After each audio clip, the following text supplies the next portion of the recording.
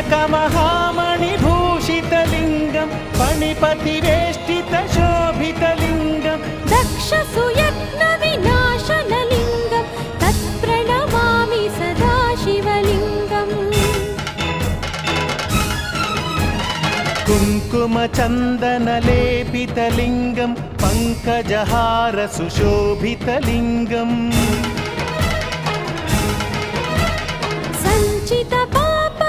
सञ्चितपापविनाशनलिङ्गं तत्प्रणमामि सदा शिवलिङ्गम्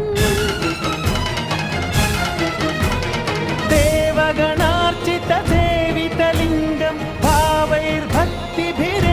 च लिङ्गं दिनकरकोटिप्रभाकरलिङ्गं तत्प्रणमामि सदा शिवलिङ्गम्